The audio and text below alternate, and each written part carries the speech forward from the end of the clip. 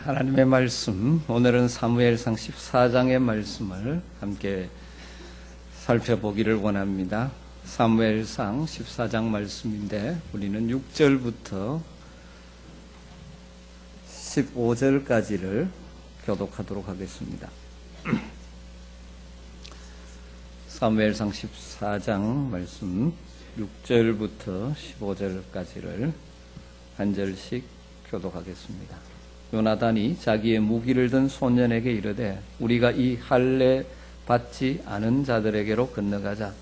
여호와께서 우리를 위하여 일하실까 하노라. 여호와의 구원은 사람이 많고 적음에 달리지 아니하였느니라.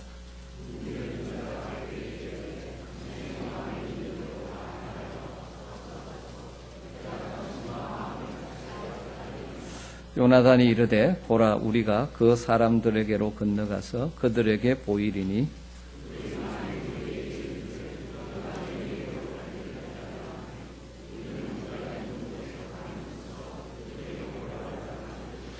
그들이 만일 말하기를 우리에게로 올라오라 하면 우리가 올라갈 것은 여호와께서 그들을 우리 손에 넘기셨음이니 이것이 우리에게 표징이 되리라 하고,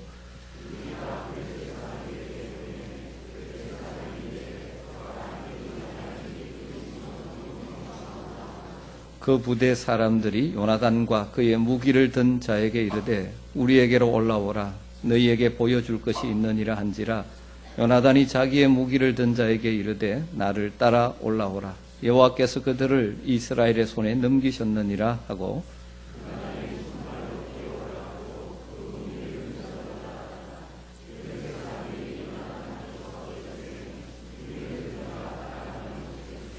요나단과 그 무기를 든 자가 반나절 가리 땅 안에서 처음으로 쳐 죽인 자가 20명 가량이라. 들에 있는 진영과 모든 백성들이 공포에 떨었고 부대와 노략군들도 떨었으며 땅도 진동하였으니 이는 큰 떨림이었더라.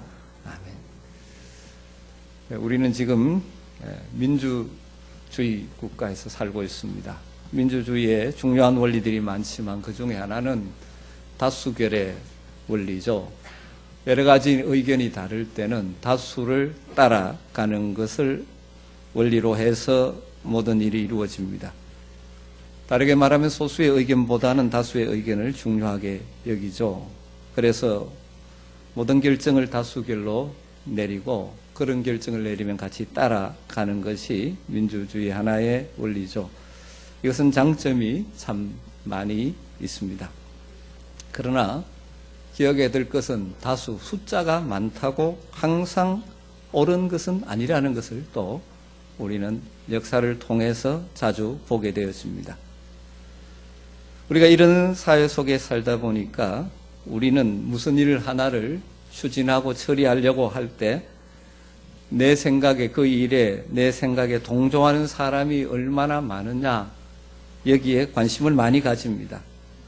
나와 함께하는 사람의 숫자가 많아야 그 일을 이룰 수 있다라고 생각하죠. 대부분 그렇습니다. 그러나 항상 그렇게 되는 것도 아니죠.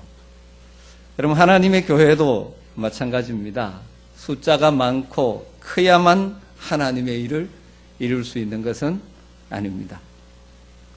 그래도 많은 교회들이 숫자가 많아야 여러 가지 면에서 힘을 많이 가지게 되고 하나님의 큰 일을 이룰 수 있다고 생각하고 큰 교회를 추구하는 경우가 참 많죠.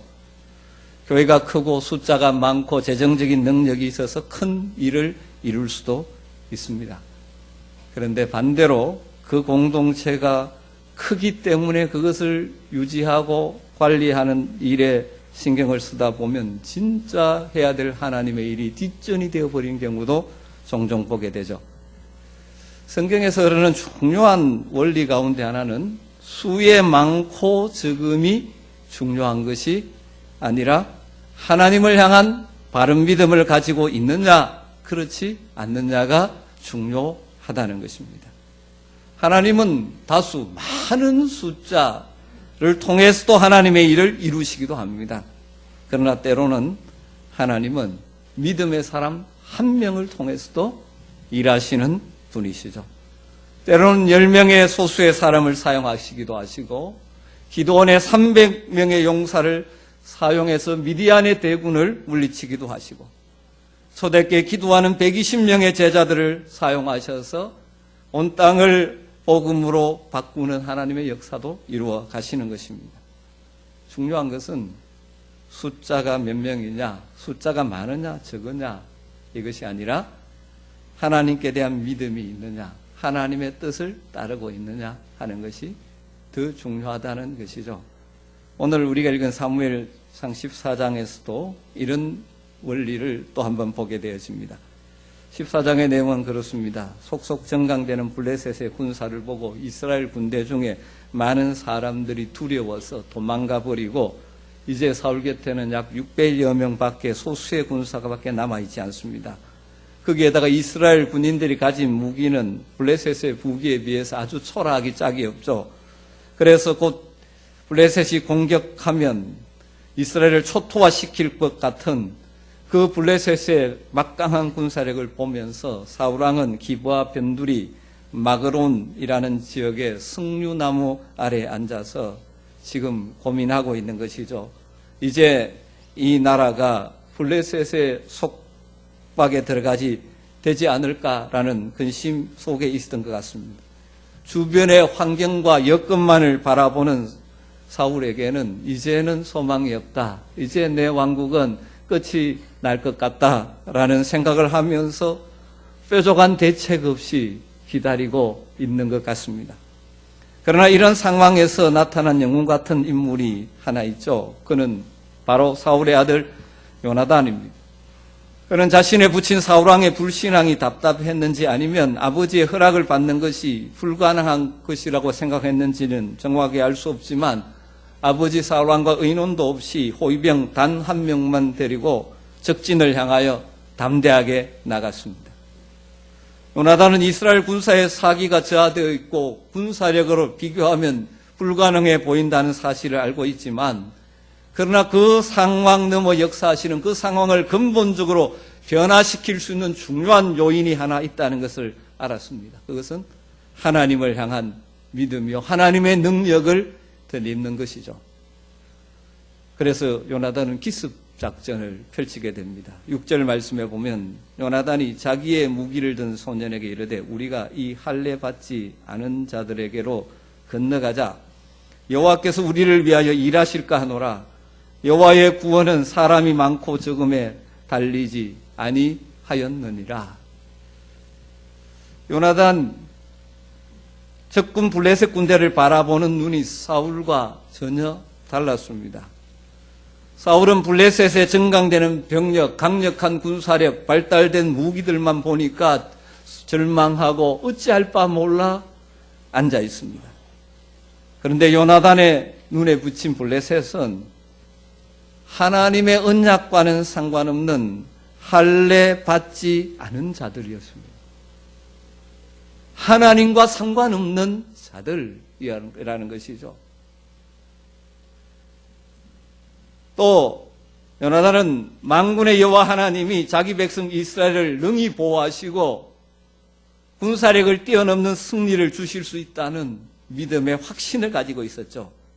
그래서 뭐라고 고백합니까? 여호와의 구원이 사람의 많고 적음에 달려 있지 아니하니라 라고 선언하는 것이죠.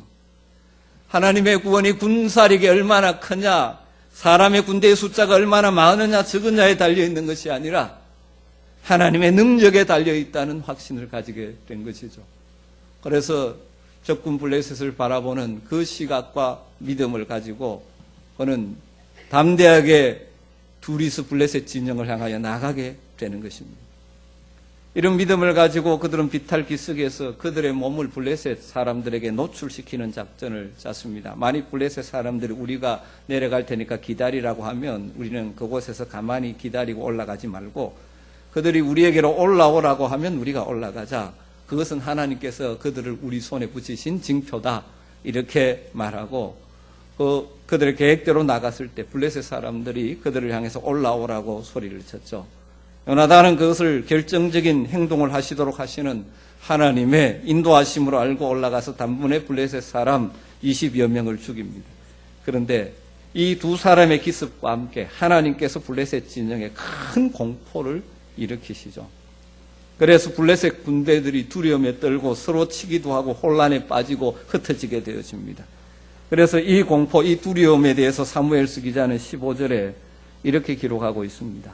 들에 있는 진영과 모든 백성들이 공포에 떨었고 부대와 노략군들도 떨었으며 땅도 진동하였으니 이는 큰 떨림이었더라. 사실 두 명으로서는 블레셋 군대를 상대할 수 없는 것이 일반적이죠. 그러나 믿음으로 나아갈 때 하나님께서 그 믿음의 사람을 사용하셔서 하나님의 놀라운 두려움으로 그들 가운데 역사하신 것이죠. 이 블레셋의 떨림, 보통 떨림이 아니라 하나님이 보내신 떨림이죠. 우리 번역에는 큰 떨림이라고 번역했지만 문자적으로 그대로 번역하면 하나님의 떨림입니다. 헤르다트 엘로힘, 하나님의 떨림. 그래서 의미를 살려서 큰 떨림이라고 번역했지만 성경 번역하면서 각주 거기 보면 큰 앞에 1이 되어 있고 여러분 밑에 내려가 보면 하나님이 떨리게 하심이었더라 이렇게 되죠. 하나님이 떨리게 하신 것입니다. 믿음의 두 사람이 나갈 때 하나님께서 역사하시면서 상황을 바꾸어 놓으시는 것을 우리는 보게 되는 것입니다. 기브아에서 걱정에 쌓여있던 사울도 블레셋 진영이 흐트러지는 모습을 보게 됩니다. 그래서 곧 군대를 소집해 보니까 요나단과 그의 병기를 잡은 자가 없음을 알았죠.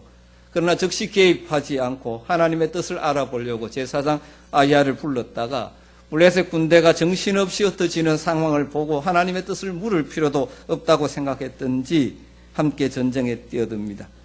그럴 때 전에 블레셋 지배 아래에 있었던 유대인들도 동참해서 일어나고 두려워서 도망하고 숨었던 사람들도 함께 합세해서 도망가는 블레셋 군대를 추격하게 되어지죠. 그래서 23절이 이 전쟁에 대한 평가죠. 여호와께서 그날에 이스라엘을 구원하심으로 전쟁이 벳아웬을 지나니라.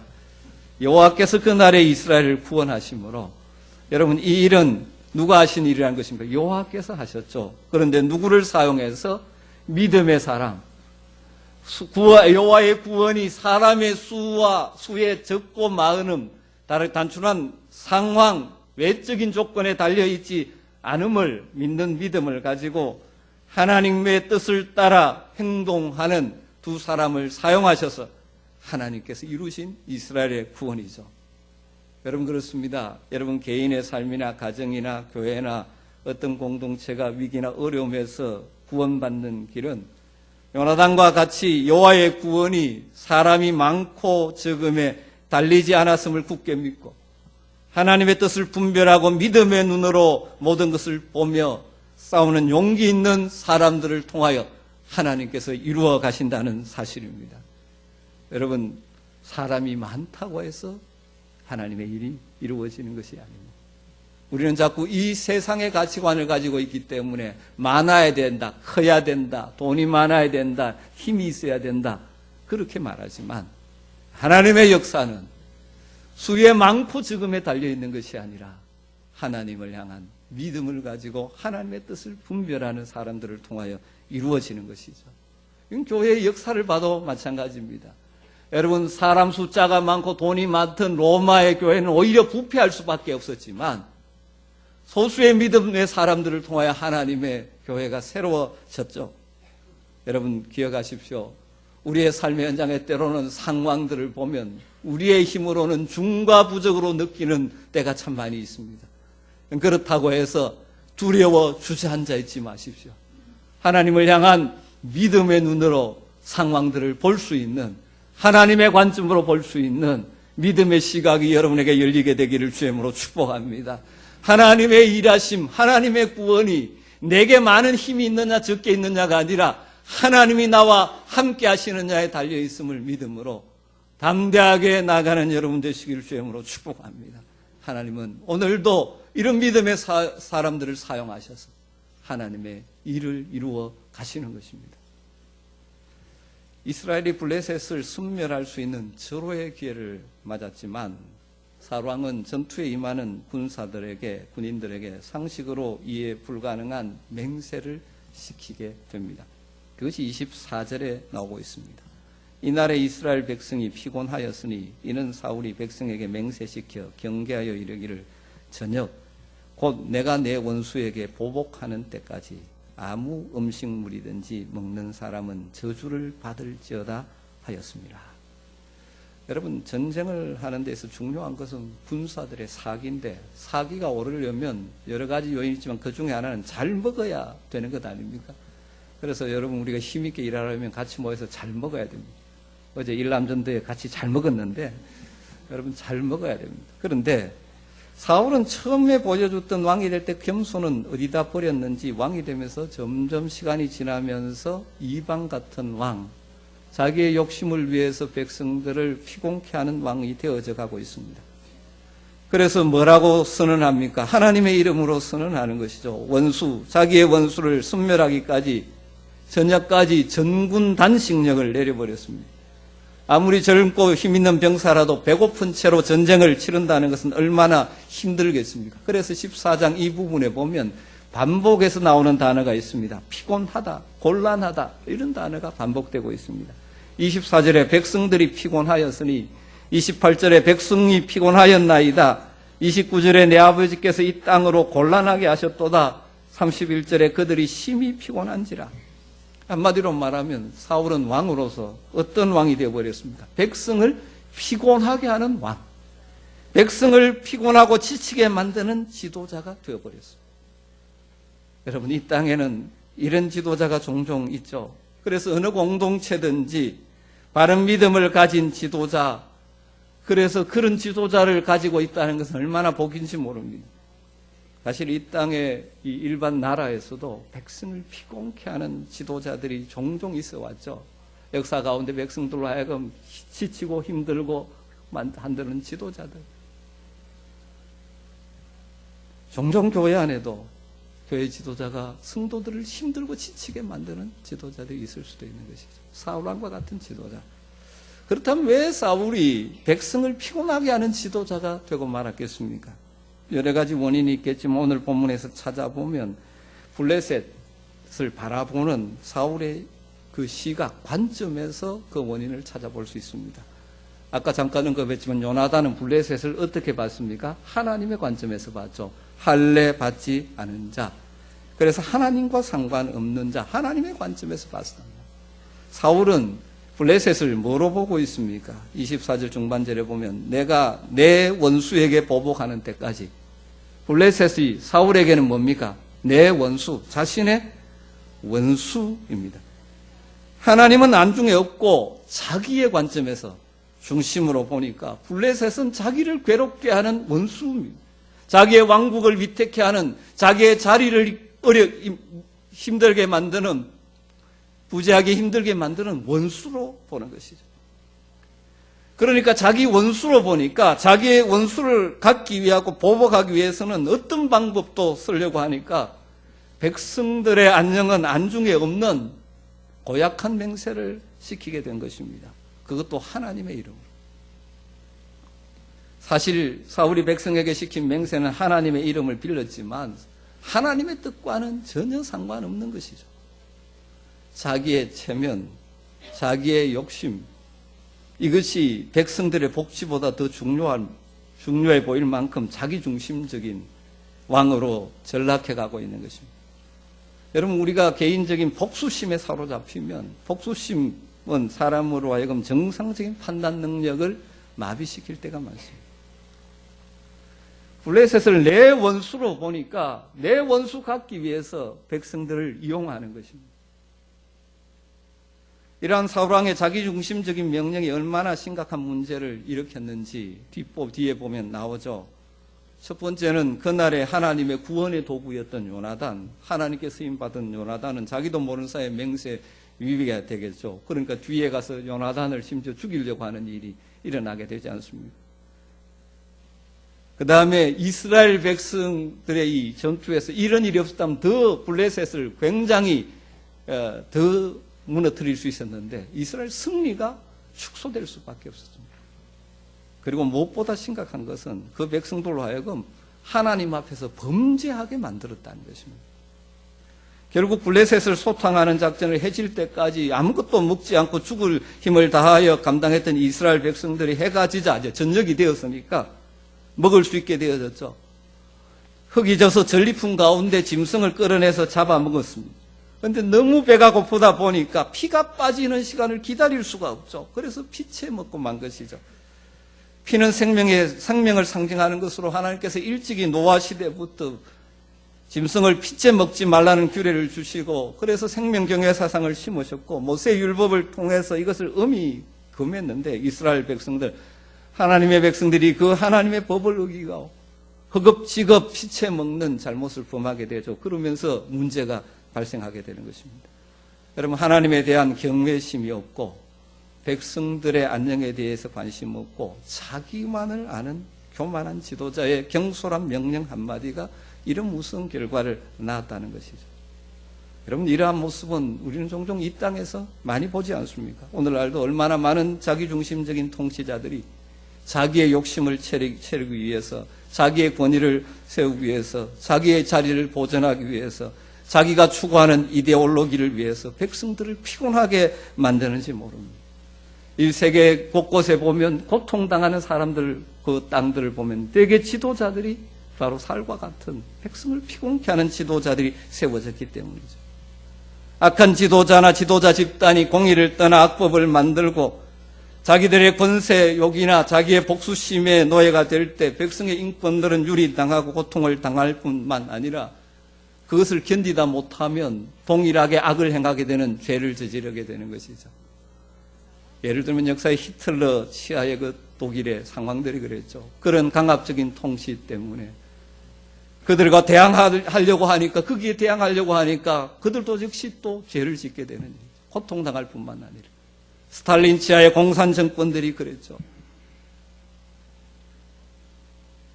여러분 세상의 역사에서는 다 죄악된 본성을 가진 자기중심적인 지도자들이 때문에 그럴 수 있다 손치더라도 우리가 더욱 심각하게 생각해야 될 것은 하나님의 이름으로 모인 공동체인 교회에서도 지도자로 세움받은 자들이 진짜 하나님을 경외함이 없이 자기의 명예와 자기의 욕망, 자리를 세우기 위해서 하나님의 이름으로 백성을 피곤케 하는 경우가 종종 일어날 수가 있는 것이죠.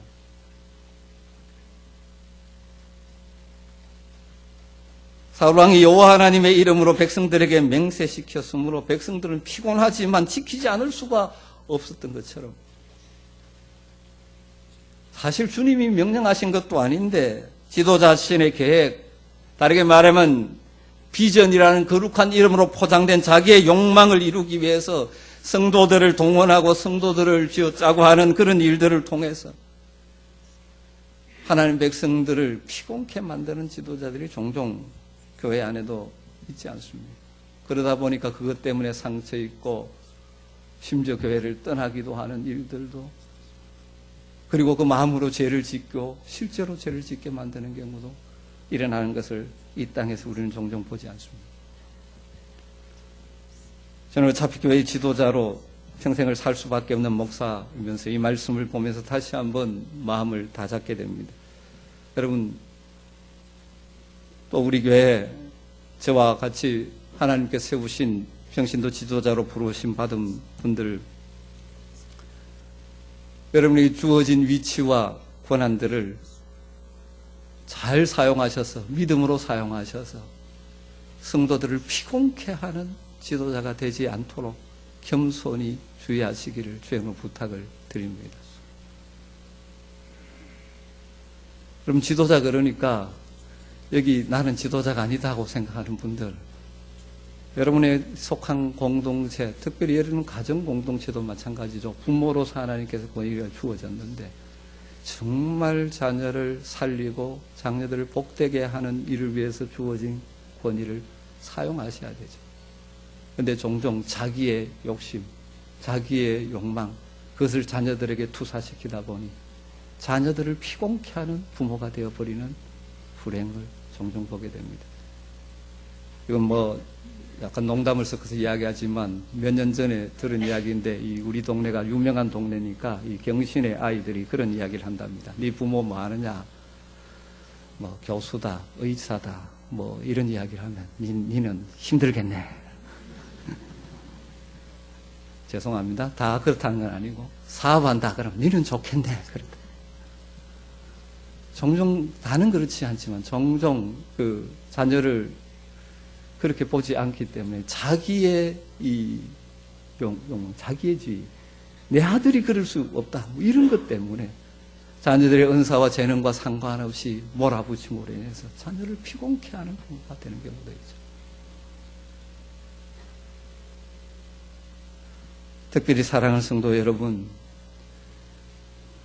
우리 교회 지도자들을 위해서 여러분들이 기도해 주셔야 됩니다. 저를 비롯한 우리 장로님들, 권사님들, 집사님들 참 겸손하게 잘 섬기고 계시지만 결코 변질되지 않고 백성을 피곤케 하는 지도자가 아니라 성도들을 살리고 세우고 생명의 역사를 일으키는 지도자가 될 수 있도록 특별히 이 한국 땅, 한국교회를 위해서도 기도해 주셔야 되죠.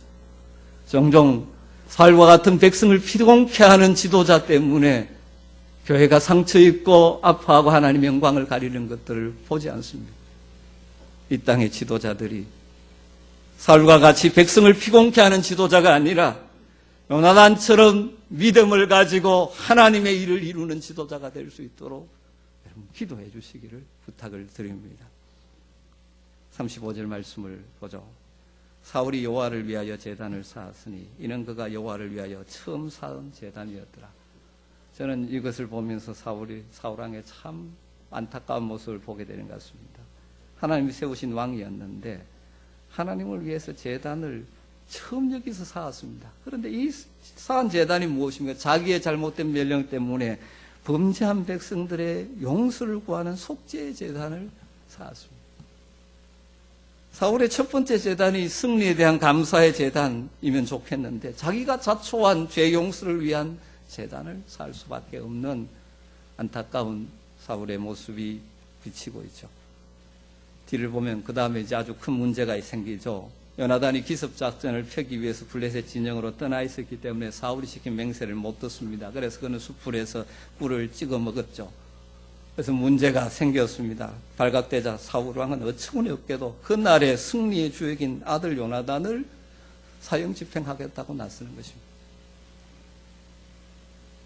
그러나 사울이 자신의 맹세를 지키려고 요나단을 죽이려고 할 때 이번에 백성들이 사울 왕의 부당한 처사에 대해서 단호하게 항거를 합니다. 45절이죠. 백성이 사울에게 말하되 이스라엘의 이 큰 구원을 이룬 요나단이 죽겠나이까?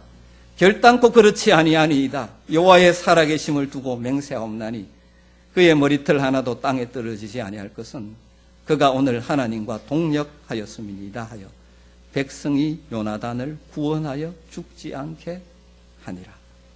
사울 왕은 자신의 실수를 인정하지 못하고 자기의 말의 권위를 유지하기 위해서 요나단을 심지어 죽이겠다고 하는 반에 백성들은 그 상황에 대한 하나님의 뜻이 무엇인지 알고 있었습니다.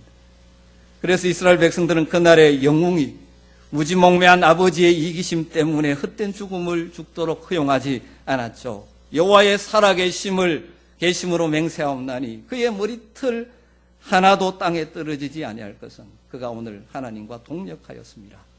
사실 이것은 백성의 소리가 아니라 이 사건에 대한 하나님의 판결, 하나님의 평가였습니다. 요나단은 죄가 없었죠. 오히려 그는 자의적이고 독재적인 명령을 내려 이스라엘에게 죄를 몰고 온 그의 아버지의 희생양이었죠. 그래서 이번에는 하나님께서 다수 백성의 입을 사용하셔서 요나단을 구원하셨습니다. 전반부에는 소수 요나단과 병기든 군사를 사용하셔서 이스라엘을 구원하셨던 하나님이 이번에는 다수 백성을 사용하셔서 요나단을 구원하시는 역사를 일으키셨습니다. 오늘 이 말씀에서 발견할 수 있는 영적인 진리가 무엇이죠? 너무나 분명하지 않습니까? 여호와의 구원은 사람의 숫자에 많고 적음에 달려있지 않다는 것입니다. 소수의 사람을 통하여 하나님의 구원을 이루시고 하나님의 일을 이루시기도 하시는 분이 우리 하나님이시고 때로는 다수의 사람을 통하여 하나님의 구원과 역사를 이루시기도 하십니다. 무엇이 중요합니까? 하나님을 향한 믿음을 가지고 있느냐, 하나님의 뜻을 바르게 분별하느냐 그렇지 않느냐에 달려있는 것이죠. 사랑하는 성도 여러분, 이 땅을 살아가면서 외부적인 환경, 숫자로 표현됐지만 단순한 숫자가 아니라 다양한 이 외부적인 힘, 여러분이 처한 환경 때문에 흔들리지 마시기를 주의 이름으로 부탁을 드립니다. 중요한 것은 우리가 하나님의 백성으로서 하나님을 향한 믿음을 가지고 하나님의 뜻을 분별하고 믿음으로 나가느냐에 달려있는 것입니다. 하나님의 일이 그렇습니다. 숫자가 많아야 이룰 수 있는 것이 아닙니다. 재정이 많아야 이루어지는 것도 아닙니다. 교회가 커야 이룰 수 있는 것도 아닙니다.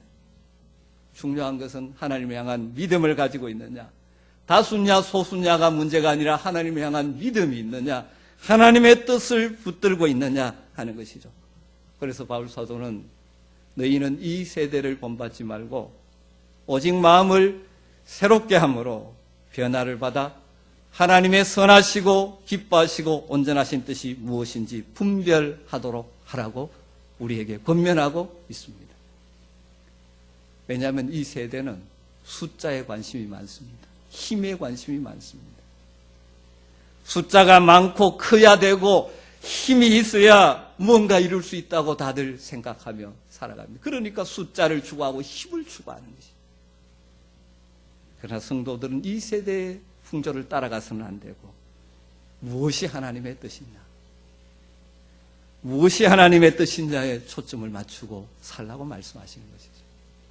하나님을 향한 믿음을 가지고 하나님의 뜻에 초점을 맞추면 내가 가진 힘이 지금 작다 할지라도 거기에 하나님이 역사하시기 때문에 하나님의 일은 이루어지는 것입니다.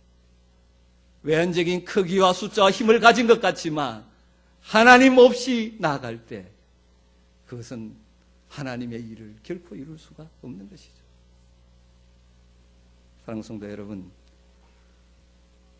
우리는 자꾸 숫자, 크기, 힘 이것을 가져야만 된다고 자꾸 생각하고 착각합니다. 이 세대를 따르는 것입니다. 하나님은 소수를 통해서도 일하실 수 있는 분이십니다. 우리의 작은 능력이지만 하나님이 사용하시면 하나님의 역사는 일어나는 것입니다. 어린아이의 보리떡 5개, 물고기 2마리지만 장정 5,000명을 먹이는 역사가 일어나는 것입니다.